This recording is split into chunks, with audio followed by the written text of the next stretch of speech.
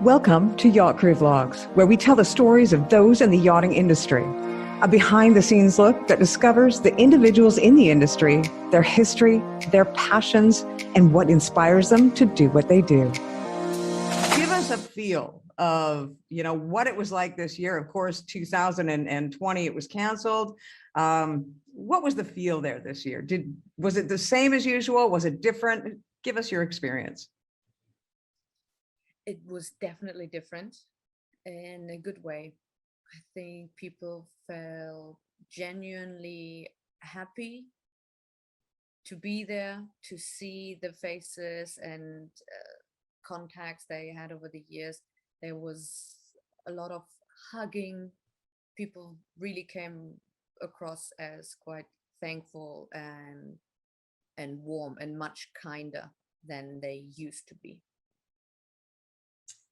And as far as, was there any underlying theme of the Monaco Yacht Show this year? Was there something that they were championing this year?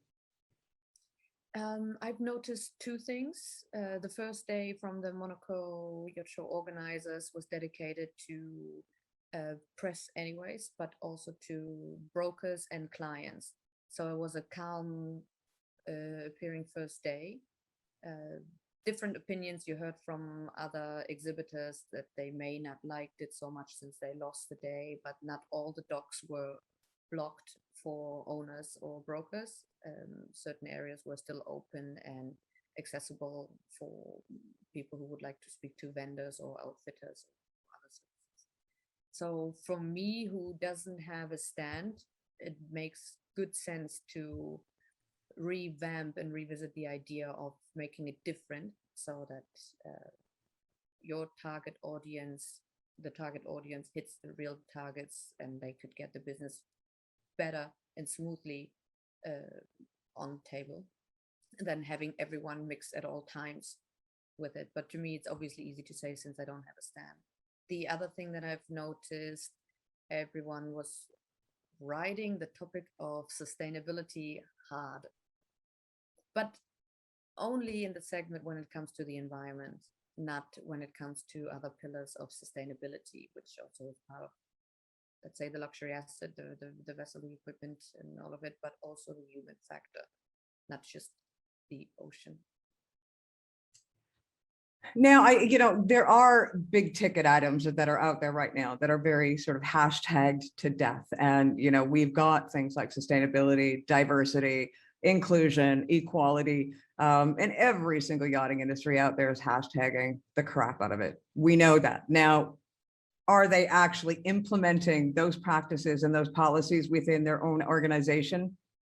Some yes, some sort of, and some definitely not. What is your feel?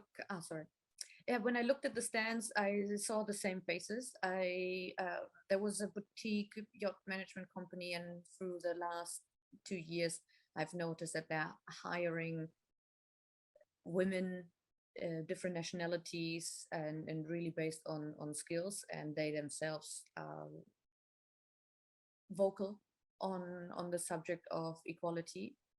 Them I could see practicing what they're preaching when it comes to yacht or management or recruitment stands. It all looked the same. I do believe that I still saw a company running the same method of having models floating through the show with handing out flyers. I don't quite see the purpose or concept there. When I saw the Monaco Yacht Show organizers at the summit that was organized the day before, just from the energy that comes from the leading women of the department, there I thought that they don't need to be taught anything on diversity because themselves are, I think, Italian and French women. I saw a couple of men. And when I see also the hotel staff that they organized, there's also a lot of diversity to be seen there. So yeah, basically when I see the Monaco Yacht Show organizers, you see diversity and inclusion there. When I saw one boutique management company, you saw it there. With everyone else, I didn't really see it reflecting physically. One of the complaints that I've heard in the past, especially from female crew, is that the Monaco Yacht Show, out of most of the yacht shows, was probably the sexist yacht show. The one show that you definitely saw women dressed up in, you know, things that you might see in a 1960s or a 1950s sort of skin magazine, and being treated as objects. Was there a change this year? Honestly, the way people behave towards me was definitely different. So yeah, to me it felt better. But since I've been quite vocal on it, I think people think twice before they invite you in a rude way to a beer. I didn't see as many lightly or sexy dressed hostesses as there used to be. And I also didn't see many female guests or other people entering the show in a less tasteful or too sexy daytime attire. So in the evenings, though, I did skip Buddha Bar, so I don't know what happened there. Yeah, yeah, the evenings. I mean, it's it straight looked across more the face of the classy. board. The evenings are evenings, no matter where you go. Yeah. Do you think maybe yachting is getting the message? Do you think that the yachting industry as a whole and those major players within the industry are getting the message that women and you know, perhaps because we are seeing women like Rose Damon and many others that are leading in the industry and are looked up to in the industry. Do you think that has something to do with it? I think so, big time, because I spoke with Rose Dalman during the Monaco Yacht Summit, and she and her team organized an event, Women in Yachting, on Friday, and it was exclusively for women, which I was so in awe of it. I just really like that idea, and that it also been executed like this. That's amazing, and I believe that we haven't heard far enough yet, or we haven't gone far enough yet, but we're definitely on our way there. And that the ones who still take that side way, that exit towards, you know, navigating around that topic by focusing on mental health or focusing on environmental issues only, they soon will realize that whatever road they take, it will lead back to the main road, which means the human factor, which what I thought was a bit shocking, and I don't agree with the concept at all, regardless that I'm not a captain. There was one yacht that presented very avant-garde idea of giving the owner the full space of the yacht, having the foredeck as a flush teak deck with a pool to have a beautiful private area, which obviously everyone thinks, what private area are you talking about when you have it at the bow with a bridge on your neck? Well, it turns out they have that idea of putting the bridge down in a few decks down and call it the command center, which obviously I think, why would you have your captain and navigational team in the basement? Because when I think of a plane, the pilot's at the helm, and that's where I like the pilot to be. And I expect him to look out the windows just as much as I hope and know from experience, from observing deck personnel and captains, how they act and interact on board at the bridge. So I'm not sure if we should cause more problems when we still haven't solved our issues with the current status of how yachts are built, which are affecting humans and human lives by not building it safe enough, by giving too much leeway, by not giving enough space to crew or tools for them to do the job. Scientists have showed so many times that if you are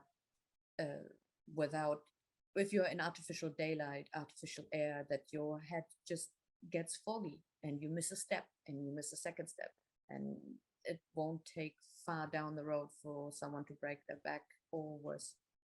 And I don't think that navigational officers who are directly responsible for the safety of the guest, the fellow crew, and the safety of the vessel, which is also expensive because money, I think everyone understands, if they may not feel empathy towards the topics we've raised, money they understand. And that's going to be very expensive. From repairs to legal cases to doctors' cases. So all in all, I don't think that a bridge below deck is the solution of the issues that we're facing in 2020. Do you think the yachting industry is going to take decades to catch up with the rest of the world in terms of the human element? Or do you think that we are seeing the light at the end of the tunnel and these things could change a lot quicker and perhaps, just a couple of years? I think so. I'd like to have that positive outlook as well without falling into the Walt Disney trap. I do believe that after the show and after many more interviews that have been held by you, and you really are a trailblazer in that. I've seen many more shows coming out and not just touching the subjects of being a yachting enthusiast and taking pretty pictures of pretty boats, but more and more they give more value and more nutritional value to people. And it is, you cannot disconnect your mind from the heart. It should be in balance, because what you have happening here is probably what you're acting out of here is what becomes your actual action. So it all belongs together. And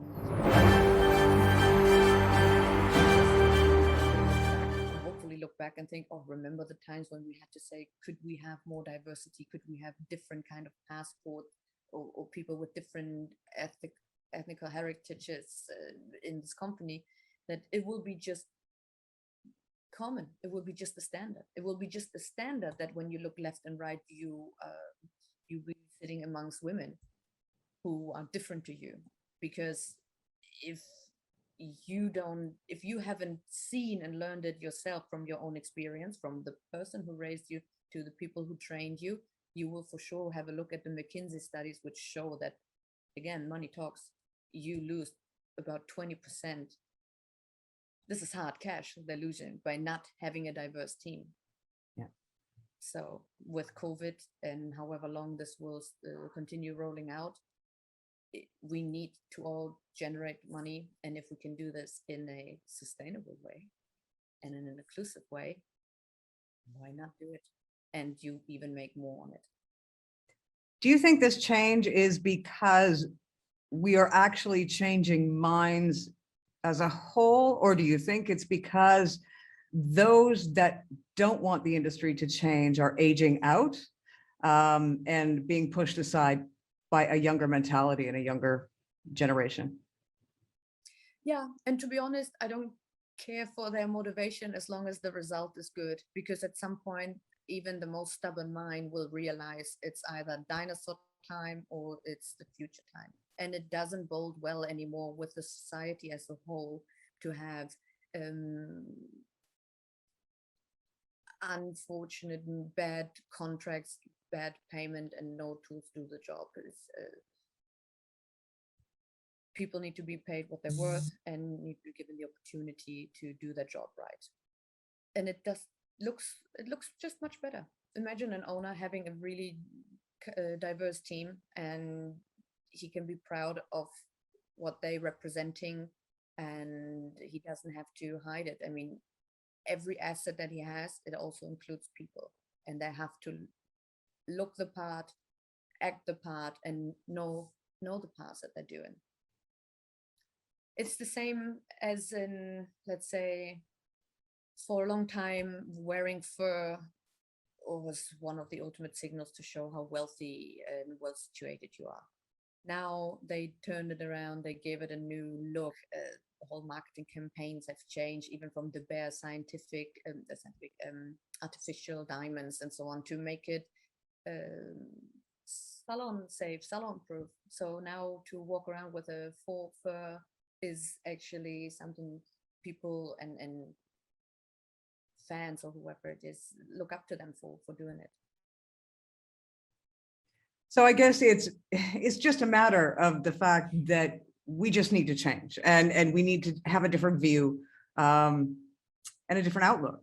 And that's really sort of the goal, I think, going forward. And when you take a look at the ultra high net worth individual coming up right now, they already have that mindset. Their mindset is the mindset of an advanced generation, of an advanced human species. And I'm sorry, but I think there is a huge group of people within the yachting industry that has gone the way of the Neanderthals or the dinosaurs, and they're kind of stuck, maybe in the 50s or 60s. And it's time either they walk away or they wake up. Yeah, I think you're right. I think the new money that has been made in tech or other areas that profited from COVID without costing other individuals or industries too much, but tech billionaires have that mindset already. They don't see it in any other way. The world, the older generations, they follow, some of them follow suit very quickly because they've always seen trends all their life and they know which ones are working for them. And there might be just a handful of a stubborn club that they, as soon as it comes to money, they will understand, because that's the type of language they speak fluently. And sometimes it just needs more steady water to flatten a stone in a stream. Well, you know, as far as I'm concerned, and this is one thing that has always baffled me, is money's green. Not always. I mean, I'm Canadian, so money is very multicolored. But as far as this analogy, money is green. It doesn't matter whether it's not male or female. It doesn't have a definition. It is just money. It doesn't have a color. It is exactly the same, straight across the face of the planet. And we need to go, if yachting is going to have an industry in 10 years from now, 15 years from now, 20 years from now, which I assume the yachting industry wants their industry to remain sustainable, they have to start looking at where those trends are going. And the marketing, I mean, it even goes to the marketing. They are not showing diversity. They are not showing equality. They are not showing inclusion in even their marketing. You're starting to see it, but the excuses of there is no images to use. Well, I'm sorry, but at the end of the day, most of these yachting companies, they have their own photo shoots. You've got the choice of who you hire for this photo shoot. So don't be telling me nothing about the fact that, well, we don't have the images of people that are diverse in any way whatsoever. That's frankly bullshit. Also, it's not okay to fake the images by getting a bunch of British, African or African American actors in to put on an engineering boarding suit or a stewardess outfit. That's not the point, to just fake it like this. You can, I did notice that some of the images in marketing have changed, that you may have a black couple enjoying a yacht. But these are not as many images as there are other kinds out there. Yeah. They're also not hiring in that from that perspective. So it starts, and some are now navigating towards, okay, let's make a change by giving scholarships, so on and so forth, which is a beautiful idea. But if you really want to make a change, don't change it from the blue collar, from the bottom and lower and mid ranks, change it from the white collars. So as long as your people left and right from you look exactly like you are not living diversity and you haven't understood a thing. It would be lovely for everyone to understand it and to pick up a bit faster. But some need sugar, some need a whip, some need a little bit of time. But I don't think it will take decades. We don't have decades. I don't want to wait decades. I'm just around for, I don't know, just 14 years in this industry. It's not as many as you have or other people in the industry. But I don't think that you guys have the patience to, and there's also no need for it because the tools are already there to implement it. You could do it tomorrow. It could be done by next year this time. From Lurston to Burgess, the offices and the yachts that they manage could look different. Better. Exactly. No, I'm with you 100%. I take a look at, the fight for equality for women and just talking women. This fight was going on for 50, 60, 70 years before I was born. And I'm not even going to tell you when I was born. Well, 50 years ago, almost. So that fight has been over a century. Now, no, I'm not willing to sit back and wait a decade to be equal to anybody of my age that is a white male. No, it's my knowledge is equal. My capabilities are equal. The things that I do are equal, and it goes with every woman on the face of the planet. We are equal in every way. We should be paid equally. We should be promoted equally. And it's time for it to end, and you know, fighting the fight. And then you start going into, like you said, diversity, you know, inclusive. There's so many other things that we are fighting for, but we can't even get just women, you know, at the very utmost, we can't even get women to be treated equally. And I think it's time that changed. And I think we are seeing a change, and I'm happy to see that. But I guess sometimes a lot of us get a little bit impatient when we're a little bit older. It's just fair enough. Why Yeah. not? Maybe sometimes that impatient moment will trigger a reaction that people have been waiting around for too long. Yeah. And Well, if it, maybe at some point, you know, there's certain lawyers in this industry who have their heart in the right place, and they burn for equality. Now, how fast you think a lawyer who's well known in the industry, or who's well versed in those subjects, how fast he could make changes when it comes to legislation. Yeah. So maybe the groundworks can also be done there. Or maybe it doesn't have to be by force, that we don't have to go down the legal road so fast. Maybe they do it voluntarily. Isn't it much better to way better. adapt when you want to instead of when you Yeah. have to? Yeah. The reception is much better that way. You know, I think the times are different now, for the simple fact that, you know, in my generation, when I was a kid growing up, we were taught that women only had one place. And of course, being me, I was very stubborn and bullheaded and always figured that they were all wrong. But I would say about 99% of my cohorts didn't feel that way, because we were taught a certain way, and you just went with the flow, as it were. I never went with the flow, so I was always fighting the status quo. But we now have a generation such as yourself and many others like you, that are standing strong and saying, you know what, this is what we deserve, this is what we expect, and this is what we're going to get. And there's a strength in numbers, I believe. And I think the more voices that come together, the more impact that there is. Yeah, I agree.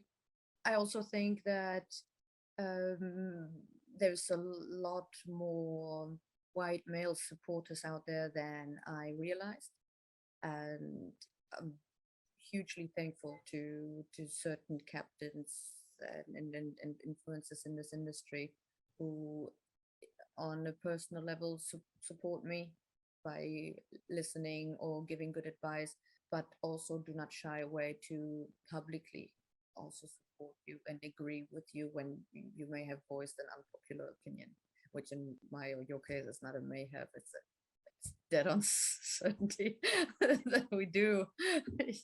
I think you and I nice both sometimes, we support struggle there. with the same thing sometimes. I think, you know, we do tend to have an unpopular opinion. And yeah, it is nice when the, you know, the establishment, as it were, does come out in support of that opinion.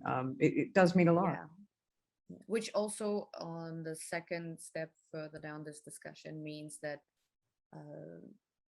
that they need to make space and clear a seat for those voices to be heard and not take over.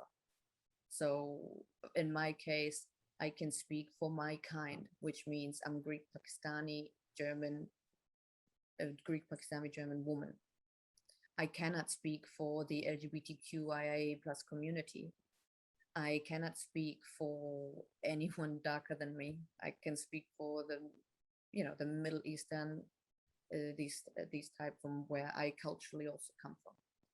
But everyone else who I cannot, when I don't fit the bill, someone else needs to, and not me speaking for this person or that group or someone Exactly. else for that matter.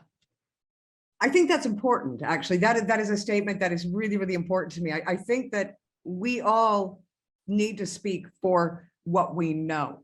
That was one of the biggest issues that I had on Yachting International Radio, was with my diversity show. I wanted to have it from the day that YR was born. But of course, what would I know about walking into a room and being judged by the color of my skin? You know, I was judged by my hair. Everybody thought I was going to be a holy terror, which I am. But other than that, I wouldn't know.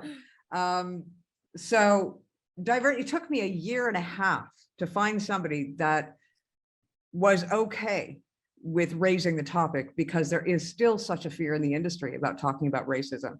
And that's, you know, I even would be to, a stewardess. I would be also scared to run that show. I would be scared for the reputation you get, for the um, difficulties that people would put in your way. Because let's face it, that's exactly what's going to happen. But I'm so pleased every time you have that show coming up and new guests and hosts and really fighting towards it. That's just wonderful to see. But I see why it's so risky and so hard to find someone to speak up. it is. And that's such a shame, because, you know, it's 10 years behind the rest of the world. You know, it's 10 years. That conversation that we're finally having in yachting is 10 years after the rest of the world has started having that conversation. And it's needed. But it's a shame, because we do have issues finding guests. You know, Gabriella is amazing at what she does, but she has issues finding guests because they're afraid to speak up. They're afraid to be on camera. Now that is changing slowly. And some of her guests have actually found great jobs as a result of being on the show, which for me is, you know, is absolutely amazing. And I hope that that is something that YR provides for many people, is that, you know, you speak your reality, you speak your truth. And as a result of people getting to know you through my platforms, or our platforms, as it were, because we are sort of a cooperate, but, you know, people will give you that chance that you so deserve. And that's exciting to see. I love that. I love that fact, because I've heard that before as well, that from captain friends and chief stewardesses, that they particularly hire people who are outspoken and have an opinion on these subjects, because that are subjects close to their heart, and they are all British or North European nationalities, the senior crew that I've just mentioned.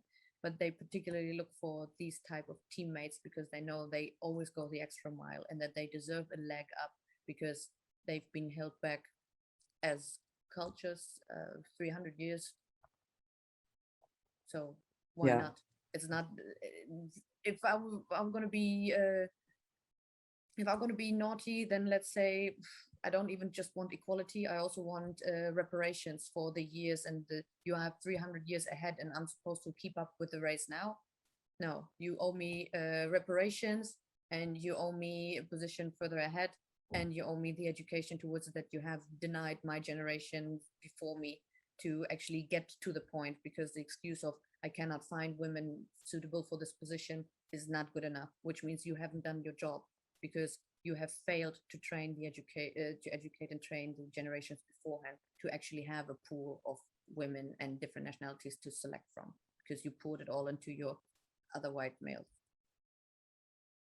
Yeah. I just don't know where they're trying to go with this type of policy, because when you look at China with the one-child policy that led to abortions of girl babies, which then led to only or mainly being men in China, which then led to the reverse, that the market, the wedding market or the marriage market has changed, that now women choose very closely and select, judging men like they're cattle, the size, their annual income. I'm going to move to China, I think. It's time. I'm kidding. But no, it's true. It's true. I mean, that's exactly, you know, the situation. You know, we can go over it and over it in many ways, and many, many different examples.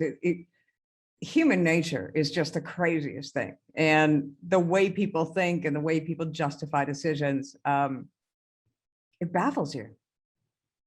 It's probably to hide their actual motivation behind it. And to me, I think it's wanting others to do well, but not as well as I'm doing. So not wanting to share, which brings me back to that one-child policy. Maybe they didn't have enough siblings to share, to learn sharing. But now they learn it. So never too late. I'm going to tell everybody to have one child, just for the simple fact that I know how much each child costs. So, yeah. because I only got hand-me-downs, you know, I didn't think it cost that much as a middle child. Right, but I tell you, every child costs you at least Save $1 on the million third. before they're out the door. So if you're going to have more than one, you best be rethinking that. Just on a normal human basis. I've got 3, so I'm I'm never going to have a You're life. a millionaire. No, that's the thing. Every time you have a little extra money, it goes out the door because one of the kids takes the money. Margarita, I've got to say, it's been an absolute pleasure as per usual with you. And it always is very thought-provoking and very appreciated. Thanks. Thank you very much. I'm always humbled and excited when I get invited for an interview. And yeah, I look forward to the feedback. Maybe we offended some. Maybe we invited some. Well, you know what? Every time we chat, I'm sure we offend a few, and we have a few that are cheering us on the background as well. So, you know what? I can take 50-50. I'll take more. Let's take more. Well, we can only hope. I would love to have you back again in say 6 months or so from now, and see if we have seen any more change in the yachting industry. Yeah, let's see what the Mets bring. The Mets are coming up in Amsterdam. Yeah. And unfortunately, Fort Lauderdale International Boat Show, I was supposed to be going to live stream for the entire event, but I can't go now because it's, I think, the middle of November when the borders open up. And of course, that's a couple weeks too late for FLIBS. Shame. I know. Yeah, but maybe the Mets might be a good opportunity to do another roundup, see how the industry has developed and step, because it's a very different show to the other boat shows, but very well. We'll have you in back then. Are some you ways. you are going to Mets? Yes. Okay, perfect. We'll have you back because I'm not going to Mets. So we'll have you back and you can give us a nice little roundup on what's gone on with Mets and how that show looks like this year. Thank you, Margarita. Again, I really appreciate your time. We'll provide your information below this interview when it airs in case you want to get in touch with Margarita. Thank you. You've been watching another edition of Yachtcrew Vlogs right here on Yachting International Radio. My name is Ria. I have been your host. We'll see you again next time.